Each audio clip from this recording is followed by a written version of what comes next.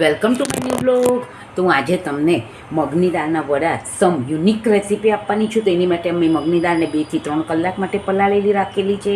કોથમરીને ધોઈ નાખી છે. મેં આદુ મરચાં લઈ લીધા છે. સ્વાદ પ્રમાણે મીઠું લઈ લીધું છે. મેં બેકિંગ પાવડર લઈ લીધો છે.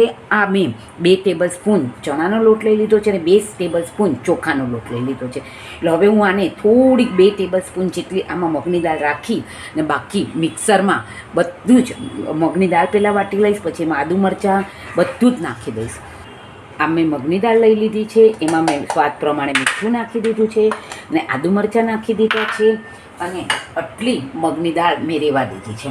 હવે હું આને વાટી લઈશ. વટાઈ ગઈ છે. હવે મેં જે ધોઈને કોથમરી રાખી છે એ નાખી દઉં છું. આ મેં ચોખાનો લોટ નાખી દીધો છે. આ મેં ચણાનો લોટ નાખી દીધો છે અને હવે હું એને હલાવી લઈશ. મીઠું તો ઓલરેડી નાખી દીધું છે અને આમાં હું આ બેકિંગ પાવડર 1 ચપટી જેટલું નાખી દઉં છું.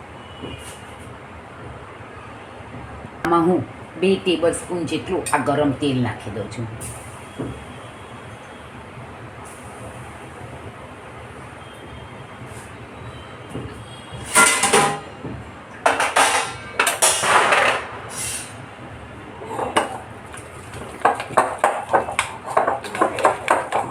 અને હવે હું તમને આના વડા બનાવીને દેખાડીશ. તેલમાં નાખી દીધા છે. આપણું તેલ સરસ ગરમ થઈ ગયું છે ને આ મીડિયમ ગેસ ઉપર હું એને થવા દઈશ. તો તમે જોઈ શકો છો કે અમે ચટણી સાથે મેં તમને ઘણીવાર રેસીપી આપી છે. મેં આ ખારી સિંગની ચટણી બનાવી છે.